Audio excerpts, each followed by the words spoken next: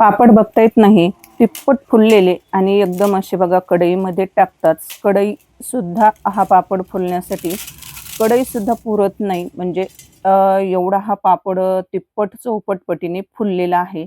आणि हे पापड बनवायला अगदी झटपट बनतात. अगदी 10 मिनिटामध्ये तुम्ही 2 किलोचे किंवा 5 किलोचे ही पापड करू शकतात. एवढी ही साधी आणि सोपी झटपट बनणारी रेसिपी आहे. आता हे पापड तिप्पट चौपट फुललेले हे पापड कसे बनवले, तर हे पाहण्यासाठी तुम्हाला व्हिडिओ अजिबात कुठेही थोडा देखील स्किप न करता शेवटपर्यंत पाहायचा आहे. रिझल्ट तुमच्या समोर आहे. कढईमध्ये पापड टाकताच बघा कढई भरून फुललेला आहे. अगदी कढई सुद्धा कमी पडत आहे. त्यासाठी व्हिडिओ शेवटपर्यंत नक्की बघा. अशा चमचमीत आणि झणझणीत रेसिपीज पाहण्यासाठी कीर्तीज रेसिपी चॅनलला सबस्क्राईब करा आणि सोबतच बेल आयकॉन प्रेस करा. नमस्कार यूट्यूब फॅमिली, कशा आहात तुम्ही सर्वजण? आपल्या कीर्तीज रेसिपी चॅनलमध्ये तुम्हा सर्वांचं मनापासून खूप खूप खूप स्वागत आहे. तर मी आशा करते की तुम्ही मस्त आणि मजेतच असाल. तर आज मी तुम्हाला 1 ग्लास रव्यापासून तिप्पट चौपट फुलणारे रव्याचे पळी पापड बनवून दाखवणार आहे. एकही थेंब तेलाचा वापर न करता, कुठलंही साचा मशीन न वापरता रव्याचे तिप्पट फुलणारे पापड कसे बनवायचे, तर अगदी सोप्या पद्धतीने मी बनवून दाखवणार आहे. चला मग जास्त वेळ न घालवता लगेच रेसिपीला सुरुवात करूया. इथं मी 1 ग्लास बारीक रवा घेतलेला आहे. आता हा रवा एकदम असा बारीक 0 साईजचा रवा आहे. जर तुमच्याकडे मोठा रवा असेल ना, तर तो थोडासा मिक्सरला फिरवून घ्या. चला, इथं 1 ग्लास रवा आहे. तर हा रवा आपल्याला काय करायचा आहे, एक जाडबुडाचं पातेलं घ्यायचं आणि जाडबुडाच्या पातेल्यामध्ये आपल्याला हा रवा घालायचा आहे. आता तुम्ही रवा हा कुठल्याही एखाद्या किचन मधल्या कुठल्याही भांड्याने, ज्या भांड्याने तुम्ही रवा मोजून घेणार आहात, तर त्याच ग्लासाने आपल्याला इथं पाणी मोजून घ्यायचं आहे. आता इथं रवा आपण पातेल्यामध्ये घेतलेला आहे. आता त्याच ग्लासाने आपल्याला इथं 4 ग्लास पाणी वतायचं आहे. 1 ग्लास वतलेला आहे, 2 ग्लास,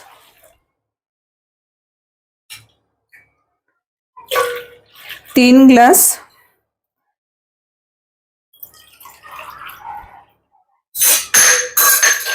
आणि 4 ग्लास.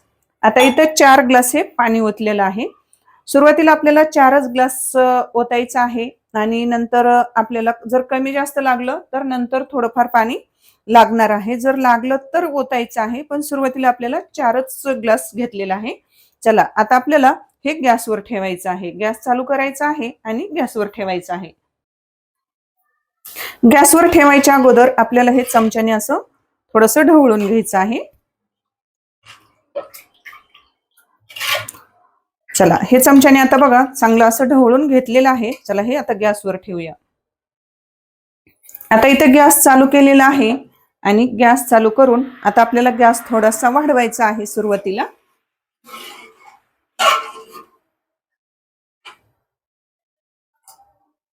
आणि सतत आपल्याला हे मिश्रण काय करायचं आहे, असं चमच्याने हलवत राहायचं आहे. म्हणजे कसं बुडाला असं म्हणजे चिटकू नये म्हणून. आता याच्यामध्ये आपल्याला घालायचं आहे मीठ.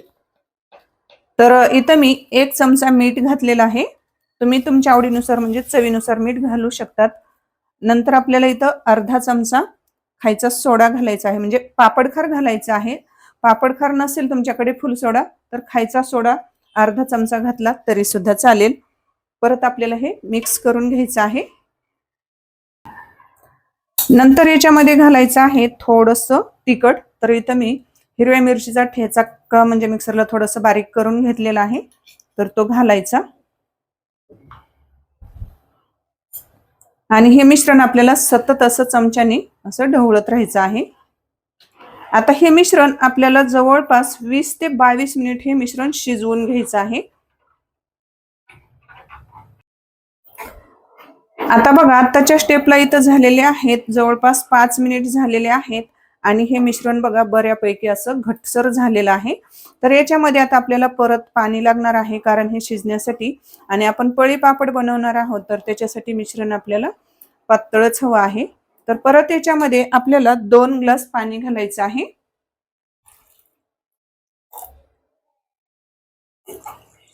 बघा परत मी 2 ग्लास पाणी घातलेलं आहे आणि परत आपल्याला हे असं मिश्रण सतत ढवळत राहायचं आहे. आताच्या स्टेपला इथं बघा झालेले आहेत 15 मिनिट झालेले आहेत, पण तरी आपल्याला म्हणजे पापड्या बनवण्यासाठी हवं तसं हे मिश्रण आपलं शिजलेलं नाही. आता हे शिजलं की नाही पुढे जाऊन मी तुम्हाला एक सिक्रेट म्हणजे टिप्स सांगणार आहे. हे मिश्रण शिजलं की नाही कसं ओळखायचं त्याच्यासाठी महत्त्वाची टिप्स सांगणार आहे. आणि आपल्याला हे मिश्रण शिजवण्यासाठी परफेक्ट म्हणजे पाण्याचं प्रमाण किती लागलं तर ते मी तुम्हाला सविस्तर डिस्क्रिप्शन बॉक्समध्ये सांगणार आहे.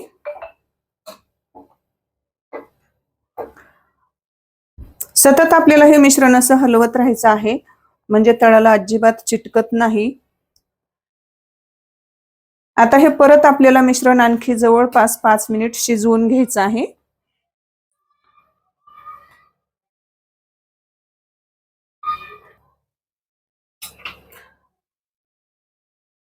आताच्या स्टेपला इथं बघा झालेले आहेत जवळपास 20 मिनिट झालेले आहेत आणि आपलं हे मिश्रण शिजलेलं आहे. आता हे शिजलं की नाही कसं ओळखायचं तर बघा हे साईडने असे बबल्स आलेले तुम्हाला दिसत असतील. हे छोटे छोटे असे बबल्स आलेले दिसत असतात म्हणजे असे बुडबुडे आल्यासारखे बघा हे.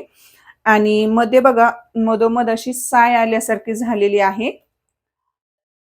तर मी तुम्हाला जवळून सुद्धा दाखवते की आपलं मिश्रण शिजलं की नाही म्हणजे कशाने ओळखायचं. बघा याच्यामध्ये असे छोटे छोटे बबल्स आलेले दिसतात. त्याच्यावरून समजायचं आपलं हे मिश्रण परफेक्ट असं शिजलेलं आहे.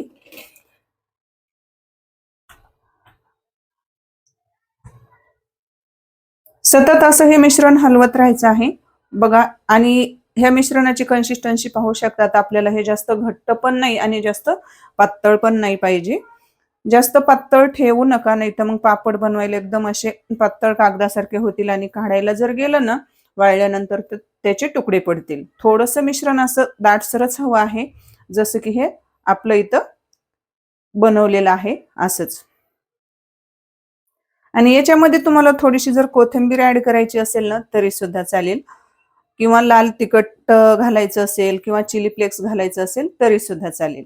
आता इथं मिश्रण आपलं शिजलेलं आहे. आता आपल्याला इथं गॅस बंद करायचा आहे आणि हे मिश्रण आपल्याला थोडंसं थंड करून घ्यायचं आहे.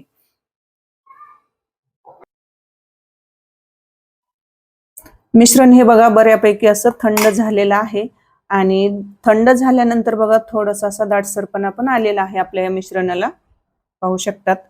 हे बघा. चला आता आपण लगेच याचे पापड बनवूया. तर इथं बघा इथं मी घरातच हे फॅनच्या हवेला इथं बनवणार आहे. तर इथं मी पॉलिथिन शीट अंतरून घेतलेली आहे आणि आता आपल्याला याचे लगेच पापड बनवायला घ्यायचे आहेत. काय करायचं एक पळी हे मिश्रण घ्यायचं आणि असं आपल्याला याचे पापड बनवून घ्यायचे आहेत. जास्त पण पातळ नाही बनवायचे. एक पळी मिश्रण घ्यायचं आणि अगदी असं थोडंसं पसरवून घ्यायचं. अगदी सहज हे पापड बनवायला येतात. आता इथं तुम्ही तुमच्या आवडीनुसार लहान मोठे तुम्हाला जशा आकाराचे बनवायचे आहेत तर तसे तुम्ही बनवू शकतात. तर इथं मी मध्यम साईजचेच बघा असे पापड बनवून घेत आहे. थोडेसे जरा हे जाड जाडच बनवायचे कारण कसं वाळल्यानंतर एकदम असे पातळ होतात.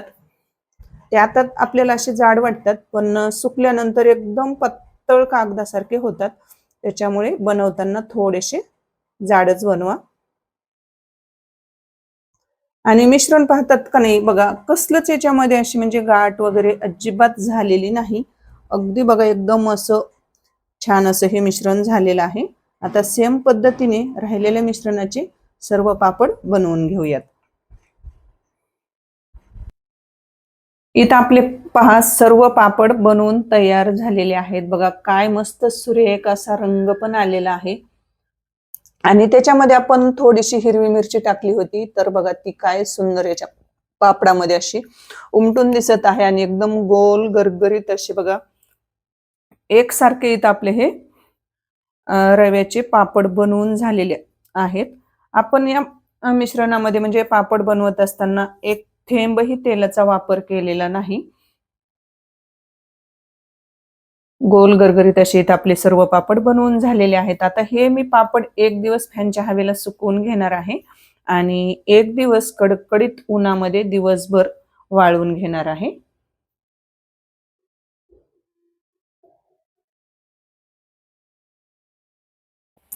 इथं आपले पापड वाळून तयार झालेले आहेत. तर पाहू शकतात फक्त 1 ग्लास रव्यापासून बघा एक मोठं टोपलं भरून इथं आपले पापड हे बनवून तयार झालेले आहेत. फक्त 1 ग्लास रव्यामध्ये जवळपास 100 ते 150 पापड बनवून तयार होतात. तर इथं मी बघा एक दिवस फॅनच्या हवेला आणि 1 दिवस कडकडीत उन्हामध्ये हे वाळवून घेतलेले आहेत. आता मी तुम्हाला हा रव्याचा पापड तेलामध्ये तळून सुद्धा दाखवणार आहे. बघा तेल गरम झालं की नाही थोडंसं एक तुकडा टाकून मी चेक केलं, पापडाचा तुकडा टाकला, तर तो तेलात टाकला की तळून पटकन फुलून वरती आला. आता नंतर आपल्याला पापड तेलामध्ये सोडायचा आहे. बघा तेलामध्ये टाकताच हा रव्याचा पापड बघा किती पटीने फुलतो. तर रिझल्ट तुमच्या समोर आहे. तर एकदा तुम्ही नक्कीच या पद्धतीने रव्याचे हे चौपट फुलणारे पापड एकदा नक्की बनवून बघा. एकदा बनवा आणि वर्षभर खा. अजिबात खराब होत नाहीत, अजिबात तेलकट होत नाहीत. आणि बघा मी तुम्हाला दाखवते सुद्धा, की आपण बनवलेला पापड हा किती छोटा आहे आणि तळलेला पापड हा किती पटीने फुललेला आहे. तर तुमच्या लक्षात आलंच असेल या पापडावरून. एकदा नक्की बनवून बघा आणि हो तुमचे हे रव्याचे पोळी पापड कसे झाले आणि घरातल्यांना आवडले की नाही मला नक्की कमेंटमध्ये सांगा. आणि तुम्ही पण एकदा नक्की बनवून बघा. खरंच ही रेसिपी मी सांगते नक्की ट्राय करा. अगदी झटपट बनणारी आहे, कमी साहित्यात बनणारी आणि युनिक अशी रेसिपी आहे. नवीन रेसिपी तुम्हाला ही YouTubeवर पहिल्यांदाच पाहायला भेटणार आहे, की एक थेंबही तेलाचा वापर न करता खुसखुशीत असे हे रव्याचे पोळी पापड बनवलेले आहेत. तर रेसिपी आवडली असेल लाईक, शेअर आणि कीर्तीज रेसिपी चॅनलला सबस्क्राईब करा. तर बाय.